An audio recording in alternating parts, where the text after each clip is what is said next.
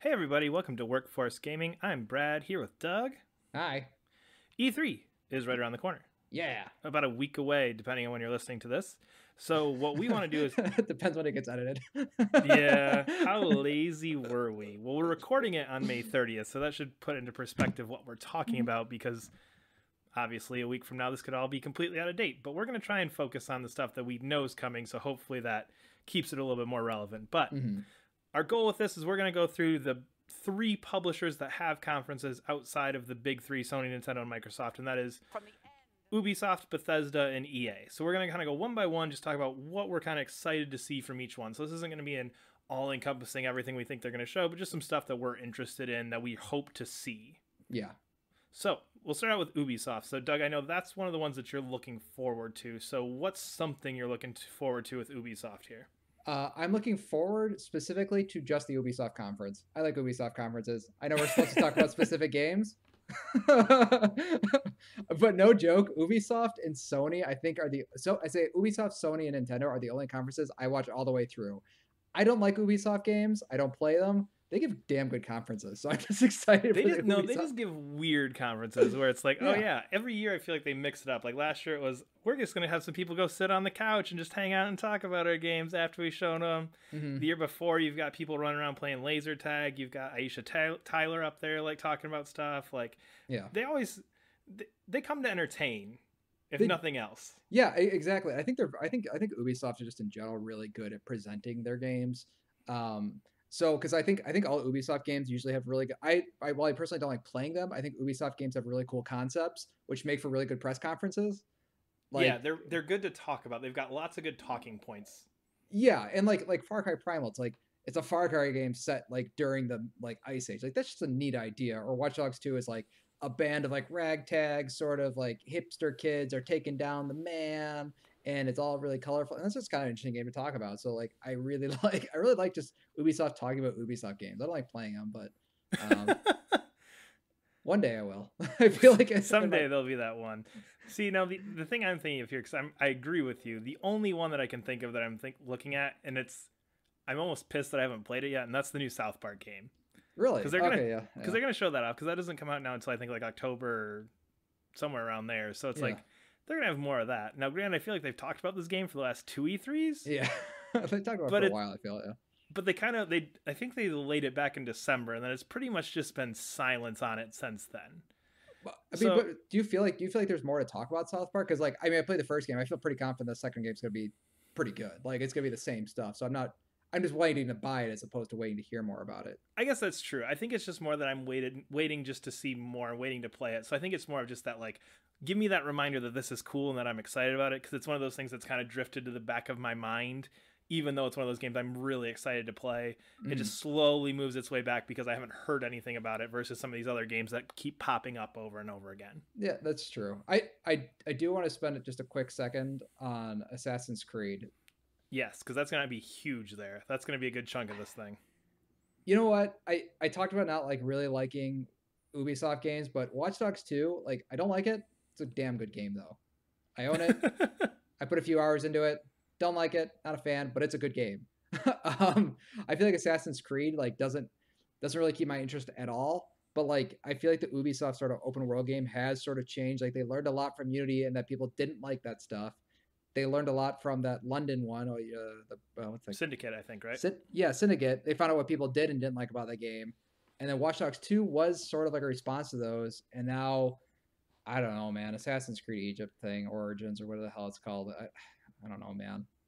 But at the Like, same time, I almost feel like you're getting to the point where you're slowly starting to get to that like focus group things. Like people didn't like this, so we need to take that out. People liked this though, so let's put that in. And you're jamming concepts in versus making a game. And that, like, the way you're talking about this, that always makes me nervous. Of like, well, people like it when this is in the game, so let's make sure we put that in. And people like it when this is in here, so let's put that in. People don't like that, so even though that fits really well, people normally don't like that, so let's take that out. And you get this really weird combination of mechanics that don't necessarily fit the story, but they're there because we know people like that. And that makes me a little bit nervous. well, But that's like every Ubisoft game. I guess that's probably why I also don't really care for Ubisoft games. But Yeah. I am curious just because, again, you had that for the first time, I think, since probably Assassin's Creed 2 maybe, you actually have that natural gap of like, let's take some time to put some effort into this. Let's take some time to really craft a game that we're going to be proud of. Whereas you get, the last couple have been, okay, you clearly rushed this thing out the door. Yeah. So I am curious just to see, okay, we've taken a couple years. This is our first one in a long time we spent time really putting the work in on. So I'm kind of curious just to see what that ends up looking like. Yeah, it's also from the Assassin's Creed Black Flag team, from what I understand. Yeah. So they actually haven't done anything since Assassin's Creed Black Flag, which was really good. And like I was saying, like Watch Dogs was pretty cool too. So like I don't know. I don't want to get too excited for it. But I'll never touch it. So I honestly think that like when I do our recap, we're gonna be talking about Assassin's Creed Egypt excitedly. I think that we will actually be going like, this is awesome. I can't wait to play that. I'm hopefully optimistic that that's the case, but as someone who's played 3 or 4 Assassin's Creeds, and every time I get about 6 hours and go, all right, yep, that happened, I'm very cautiously optimistic on that. But I could definitely see, if I'm looking at Ubisoft's games they've announced, that's going to be the one I think that's going to come out and people might go, ooh, wow, okay, that's cool. Yeah. I think it's pretty cool. I think Mario and Rabbids we could talk about later on Nintendo's. And then Far Cry 5, like all Far Crys, very excited for it. I don't like Far Cry games though. I think the concept is awesome and super cool, but Far Cry games are still Far Cry games. Yeah, don't care. And I think that kind of expression there kind of sums up Ubisoft, is they're cool, but it's not my thing. So yeah. But anyway, we're kind of moving to the next one here. So Bethesda. Now Bethesda hasn't really said anything about what any of their teams are working on. We've got hints at some things. Yeah. There's some thoughts out there about stuff, but really the only thing I can think of that I know they've publicly announced that we know that they're working on is Quake Champions, which nope. Yeah. But last year they teased a new Wolfenstein in their opening to the press conference, and that whole freaking press conference I was sitting there going, when's Wolfenstein happening? When's Wolfenstein happening? When's Wolfenstein? The whole thing, everything they announced, like, that's cool, but that's not Wolfenstein. That's cool, but that's not Wolfenstein. So to me, this entire conference is wrapped up in, what does Wolfenstein look like? Yeah. I mean, like, I don't know. You talk about Wolfenstein because I am really curious coming off Doom. They got some big boots to fill. Like, Wolfenstein was pretty good. It is not nearly as good as Doom. I'm tempted to argue that point, but I'm gonna leave it for now. Okay. Because Doom is probably the better game mechanically, but just I'm a big fan of like all that alternate history type stuff. Oh, okay, yeah. So the way Wolfenstein plays out, like in a similar vein, like the Man in High Castle, those kind of things. Like I love those kind of stories of like what ifs. Mm-hmm. So that always gets me excited. And Machine Games just did such a good job with. I get the DLC and the main one confused. I think it was the Old Blood or the New Order. I can't remember which one was the main game. New Order is the main one. Yeah. They did such a good job with that game that I'm excited to see what they've been working on for the past couple of years, because I think it's going to be one of those almost like they did with Fallout 4, where it's here's this game announced, comes out in August. Yeah, what do you see from Wolfenstein? I understand, like, because it's just besides just being a sequel to like the New Order, like what do you see the Colossus being? Like what is it? Is it Colossus, right? Or something like that? I believe it's New Colossus was the the code name or whatever. Yeah, and again, I don't care. Whatever they have is probably better than whatever I can think up, and I'm just really excited to see more of that and more Wolfenstein in these new Bethesda revitalized IPs like Doom, and we're taking these older ideas and making them new, and we're kind of reinventing the wheel around this concept. So I'm excited to see more of that, because I think Wolfenstein was a good beginning piece for that, and then Doom kind of built on that, just to kind of see this idea keep building of where they go with these older IPs that have been around for since the beginning of the first person shooter genre back in the 90s, and now putting some new life into them. So I'm really curious to see what that now looks like, what that next step is for these games. I think it's gonna be 80s, like 80s Wolfenstein, which I'm actually now really curious about. That'd be kind of cool. Or like, would it be set during the same time period that the original Wolfenstein was actually developed, and maybe that would play into it a little bit? I don't know. It's one of those. It's one of those things where any idea I have is not going to be as cool as what this is, just because that's not my job.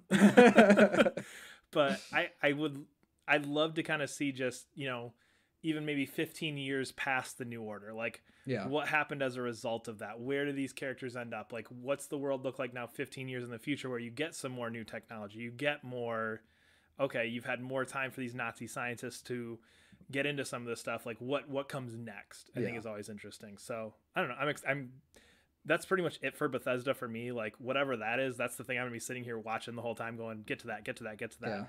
Because I don't really know what else they've got to show. They've got an hour conference, but I don't know what else is really going to be there. Yeah, I feel like whatever they're going to talk about is going to be announced like before they do it, like the week leading up to it. Like they'll probably just say it's like Todd Howard's going to show up, and here's like a quick screenshot of like an off-center picture of like some guy's foot. It's like, get excited, you know, that sort of thing. Here's the new menu for whatever Bethesda Game Studios is working on. The menu is going to look like this. Yeah, or it's like, or like I remember like when they announced, I think it was like Skyrim or something. It was just like it was like a wall or something. Well, I just remember it was like a stone wall with like fire or something. Yeah. Well, let's be real here. The Scorpio's coming out, and it doesn't have a fancy new copy of Skyrim yet. Oh God! So what are the chances we get like the 8th year in a row with Skyrim? That's just cruel. That'd be funny. That'd be funny though. I'm sure, but I'm sure like what I'm sure that I feel like they're actually more tied in with Xbox than Sony or anybody else. I could see them showing off whatever game it is with the Scorpio. Yeah. Although I don't know. Yeah, because their conference does come after Microsoft's. Because I feel like that's going to be kind of the key with these things is that I think Microsoft is going to hold out on anything Scorpio related.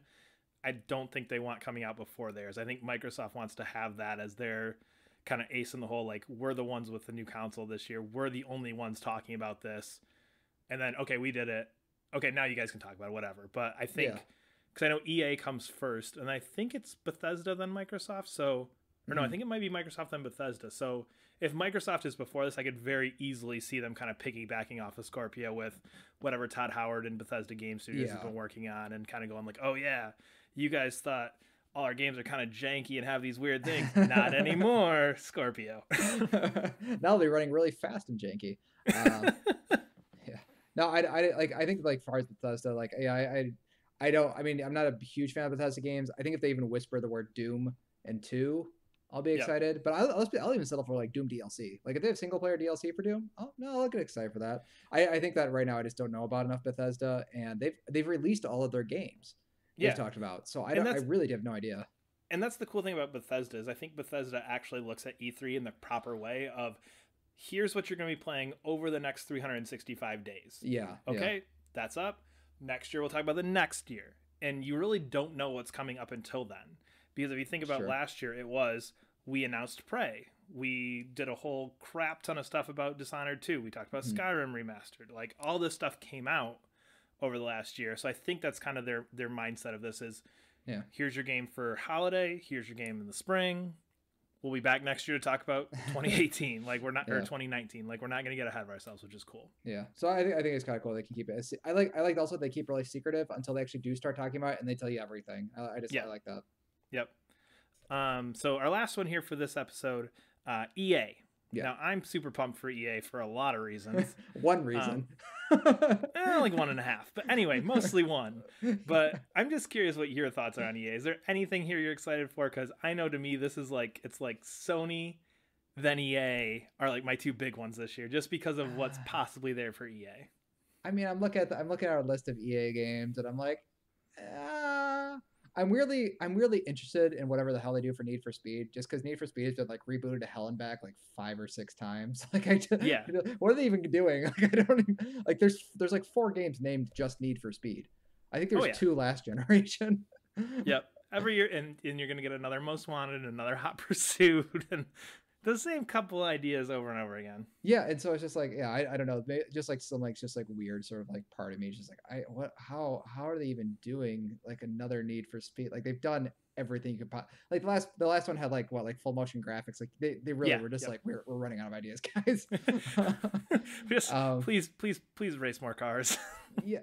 And I'm also interested. I'm not really into Star Wars. What I'm more interested is how they're going to market the Star Wars games, because they have 3 or 4 Star Wars games like in the bag right now. Like trying to advertise these as like 3 separate products is like, I'm really curious like how different those 3 games are going to be. So I'm not like interested in like Star Wars games. I'm interested in like, okay, what is going to release? Yeah, like what's going to separate the Amy Hennig one from the Respawn one, from Star Wars Battlefront 2? Like, what is going to make? Well, I know Battlefront 2 is like it's Battlefront 2. I Yeah. don't know what makes the Star Wars Amy Hennig one and the possible Respawn one like. So I'm more curious just how they're going to differentiate themselves and then themselves individually, if that makes any sense. Yeah, it makes complete sense, because that's the thing I keep thinking about with this is how do you have a conference where the only things we really know are Need for Speed, Battlefront 2, and then of course they're going to talk about sports, with a couple of your other major studios working on more Star Wars, because you really can't throw out Battlefront 2, talk about that for 15 minutes, and then show the Visceral logo and play whatever it is that Amy Hennig's been working on over there, because without trumping Battlefront 2, you know what I mean? Because then you're like, exactly. Oh, Battlefront 2, that looks so kick-ass. But did you see the other Star Wars game? And then you've got, your end, one more thing is the Respawn Star Wars, and then all of a sudden you're did you see the other Star Wars game? Yeah, and you get into this mixed bag of like, well, which one's which? Like, I forgot. So I almost feel like Disney's been really good about Star Wars and Marvel franchises in the way that they're working on 3 or 4 of them at a time. Yeah. But you only get information on the one that's next. Yeah. You know what I mean? You don't get a Thor trailer until Guardians 2 is just about out. And then when Thor 2 comes out, then you'll get a trailer for the next one. The Han Solo movie comes out in less than a year, and we know nothing about that movie other than that it's about Han Solo, because the focus is on 8 right now. So I think that's almost what they have to go to, is going like, okay, we'll talk about Battlefront 2 for 15 minutes. Maybe we'll just throw in a quick CG trailer or something for whatever Visceral's working on, just so that the people know that's out there without going, okay, now we're going to overshadow Battlefront 2 with this other actual new thing, because Battlefront 2, you put a single player campaign in the same game that came out 2 years ago. Great. Yeah, I feel like Battlefront 2 is like, that's not enough to get people interested in, because I think that one's just like basically just a big apology. Like that's all that's all that's going to be. It's like, what we're doing different this time. It's like, okay, that's not an interesting conference. It's like, oh, okay, so they fixed it. Here's the fixed version. Well, that's being too cynical. I think that was Battlefront was basically a way just to get their first Star Wars game, get a bunch of data collected, a bunch of like models scanned in and stuff, and then just make a quick game. It's like we talked about. That's like, it's like the beginning of every generation. That was just their beginning of Star Wars generation. Of like, it wasn't great, but it clearly looks like Star Wars. They clearly nailed what Star Wars looks like and feels like, and then they can go from there. So I don't think Battlefront 2 is interesting enough to hold a conference. So that's why I'm curious, like how I think. But yeah, the Amy Hennig, I don't know. They have to do something real different with those games, like really, really different. I mean, if you look at it, I think the studios they have working on it are different enough that you're gonna get 3 very distinct games. And I don't think the Respawn game will show up at all yet this year. I think that's gonna be next year is when we're gonna get a huge dump of information on that one. But I think Battlefront 2 and what I'm picturing from Amy Hennig and Visceral is gonna be more. It's gonna be more of that third-person action type game versus a first-person shooter with Battlefront. So I think there's going to be enough difference there, both stylistically and tonally, in terms of Battlefront 2 is kind of this, we're in big war battles, and I'm picturing something more from Amy Hennig and Visceral being something more, I don't want to say like small, but more condensed, more personal. You know what I mean? More of a personal story in the Star Wars universe versus Battlefront 2, which is all about the big conflict. Who owns the Jedi Knight license? EA, I think EA just has Star Wars in general at this point. Yeah, I mean, I could just see like Amy Hennig's game just being like, or Respawn's game just being like Jedi Knight, because that is like that franchise they have, that is like that third person one that people sort of know about, like the Dark Forces, Jedi Knight, Kyle Cortana stuff. But I think you killed that with Battlefront. You went, oh yeah, we're just gonna start recycling these old franchises you love. I don't think you can get too far into that. I think at this point people are going, we want something new. I don't want another Rogue Squadron. I don't want another Battlefront. I don't want another Jedi Knight. I don't want another Galactic Battlegrounds. I don't want another, so on. Yeah. Although I do want another Knights of the Old Republic, so we'll leave that one in there. I was gonna say, it's like, I'm pretty sure people go nuts if there's a new Rogue Squadron. Yeah, I probably would too. But again, the concept of something new is always, I think it's a little bit more scary, but it's a little bit more exciting as a fan going, I'm going to experience something different. Like, I played 4 Jedi Knight games, I think, by the time they were done, 4 or 5. I don't really need another Jedi Knight / Dark Forces game. I'm past those. So. Oh, okay. Yeah, okay. I guess I could see that. Yeah. But yeah, I'm just whatever. That Amy Hennig Star Wars game is, in my mind, going to be the best game that I see all E3. No questions asked. Yeah. What are your thoughts? I mean, Battlefront 2. Do you care at all? Do you care about the single player campaign at all? I do to a point, but it's one of those. It's it's not the game I want. It's one of those games that I'm interested in, but the Yeah, game I want is that more. This is a single player game. I don't. I think that's where I started losing touch with a lot of first person shooters, with the yeah, exception of things like Wolfenstein and Doom, where it was that single player is just kind of there because we need it there, yeah. and that makes me worried about it. I like the way they're selling it after the first trailer, but I'm just concerned that it's just going to be there to be there, and that makes me nervous. So I think they Hmm. need to do a good sell job on that. Of this isn't just to make up for the fact that we didn't have one in the last one. Yeah. This is a definitive Star Wars single player experience built from the ground up, built with the intention of telling a good story. Yeah, because I think they really sold. I didn't play Battlefield 1, but I felt like the trailers really did sell Battlefield 1 single player. So I think they need like a Battlefield 1 style Battlefront 2 single player trailer. Does Yes. that make sense? Yeah. And I think and I think if you're going to talk about Battlefront 2, that's what you leave it at, is you leave it at that. And I actually Yeah. think what they did last year with Battlefield 1 was actually really would work well with this again. And that is, in your actual conference, focus on the single player. Yeah. And then they had that really weird thing afterwards where it's like, oh yeah, we didn't talk about Battlefield 1 multiplayer. Keep watching. We're going to have these people in a room playing it, and you just watch these people play it. Like, Yeah. that to Yeah. me No. is the way to sell multiplayer in this. And I think that's the way you have to go with this to get my interest, is to really focus in on, we took the time with the single player. Mm-hmm. The multiplayer that you loved from the last one, it's still there. Here, watch people play it. Yep, look at that, it looks great. Mm. But the single player is what we're focusing on. Yeah, I'm really curious, like I said, because Battlefront 1 sold itself on being a multiplayer game. So like selling this one on a single player game with also the multi, I don't know. That one's just gonna be weird. I would hate to be the marketing guys for that. That's Yeah. all I know. Either way, something's going to sound like it's just there to be there. Yeah, especially with And the Amy Hennig game breathing down your neck on top of it too. exactly. And that's the one that I think, and that's where I think it gets weird, because I think there are a lot of people in that multiplayer space that Yeah. love the idea of a Battlefront 2 and love more of that. Mm-hmm. And I think the people who are more inclined to be us are much more looking at that Amy Hennig game going like, oh, that's the one I want. I don't do Yeah. whatever. You go have your fun, Battlefront 2. you enjoy yourself over there. Yeah. I'll give you my 5 hours, then but this one right here, this is what I need. That's true. Yeah, because you can't market a Battlefront 2 single player with Amy Hennig's game there because it's not gonna look as good. It just won't. There's no Exactly. way. It just can't. It's you've got Visceral and Amy Hennig working on this game, the guys who did Dead Space, one of the leads on Uncharted making a Star Wars game. Then you got DICE over here who makes some fine multiplayer games, but you've got these other two, an incredibly talented team over here who's made single player games successfully, versus that. It's just, it's not gonna be a comparison, I think. So maybe you like maybe just like one trailer for the single player, you just don't talk about it a lot, and then you just focus on the multiplayer to try to I don't know. It's going to be a weird sell. It's going to be a very weird sell on all the Star Wars they're trying to cram in here. So we'll see where it goes. But that'll wrap it up for this one. We'll have videos for Sony, Nintendo, and Microsoft as well. So all of our stuff leading up to E3. And, of course, when E3 happens, we'll be talking about that because it's E3 and it's exciting. Mm-hmm. But subscribe here for more stuff. You can follow us on Twitter at Workforce Gaming. And we'll see you next time. Bye.